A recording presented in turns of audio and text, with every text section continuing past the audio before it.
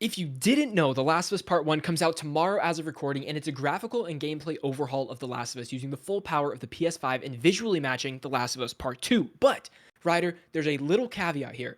The Last of Us Part 1 is $70 or $100 if you get the Firefly Edition. It's the price of a full game, okay? And Ryder, I got a couple questions to pose to you today. Number one, let's jump into it. Is this worth $70 even though it's technically the third time they've released the same game? What do you think? I have to say for my argument, definitely I would say, to be specific, maybe $60. But again, it's next gen, so games aren't worth that. So technically, is that saying full price?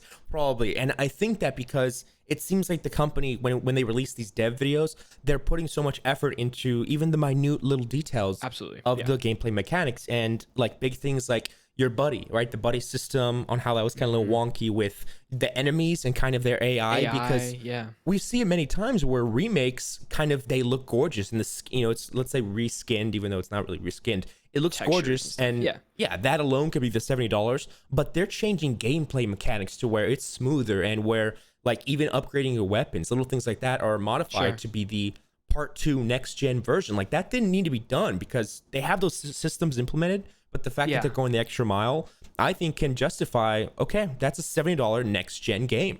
Yeah. How do you think? What do you think? I mean, it brings up a great point. I think it's tough for me to purchase this game for a third time, even though I did. You know what I mean? I'm a sucker. I'm a sucker for it. And I don't think, I don't know if I justify it just because I love The Last of Us or something like that. If you've never played The Last of Us before, this is a great purchase for you. I think $70 is amazing. You're going to have an incredible experience. We're about to get into some review scores and stuff too. But if you've already purchased The Last of Us, played it on the PS3, played it on the PS4, I wouldn't say this is necessarily a must-buy for $70 unless it's your first time. I think if you've already experienced the story and have no interest in going back and replaying it, that's fine. But if you want to play the definitive edition of the game, sure, you spend the money for it. It sucks that it's $70 to me, but just like you said, they are making improvements that are going to be worth the $70 if you like the game. But that's like... that's the thing you have to decide. Do you like it enough to buy it again, regardless of the price? It has to be story aside. It's like just mechanics. Sure. I mean, I can't wait to experience the story. The fidelity of the faces and the extra motion capture detail that they're capturing through this is insane. Right? It's insane. Now, Ryder, I have the second question for you right here. How do you review a game that has already come out like this? Do you have new review scores? Do you amend like an old review score? How does this work? This has been a lot of controversy because this came out with reviews that is like a 9. The first game in 2013 was like a 94 on Metacritic, let's say, and this one's sitting at like an 89, I believe, on Metacritic. Like, oh, is this game like 5% worse than the original game? Like what does the review mean for this? What do you think?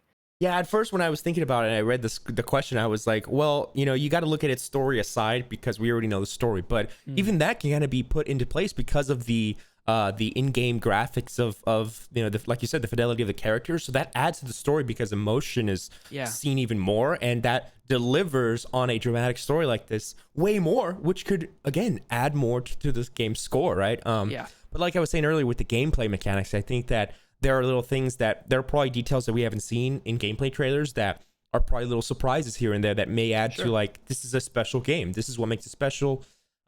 We've all played it. We all know how great The Last of Us is already. It's simple, but like if it ain't broke, don't fix it. So I want to see what they do to kind of add those little surprises. But like you said, I think the story is number one with this game. So adding the faces and making the emotional beats hit more, I think are what make it worth the price, and what make like where the review scores come in.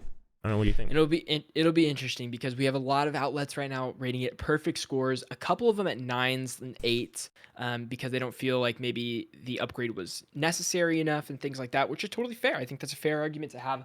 IGN gave it a 9 and said, this is from Luke Riley, a gorgeous and well-honed remake of the biggest boppers. They said the biggest boppers. I think that's hilarious. In the PlayStation Pantheon. The Last of Us Part 1 is the best way to play or replay Naughty Dog's esteemed survival classic. The striking improvements make it completely rebuilt world are complemented by the subtle refinements of its characters' performances, and while it isn't retrofitted with every one of the sequel's best changes, like it doesn't have dodging, which I think is interesting, because Joel's too much of a brute to dodge like Ellie. I don't know. Interesting.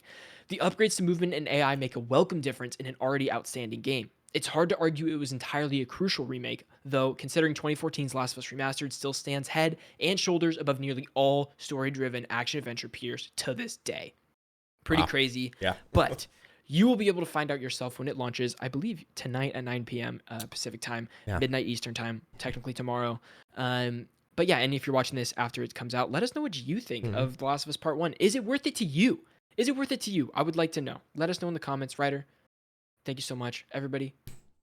If you're listening to this right now on youtube.com/strictlycasual, you can listen to the full podcast on youtube.com/strictlycasual by becoming a member right here, or listen for free on all audio platforms. Make sure you sub, leave a like, leave a comment. We love you guys, and we'll see you on the next one.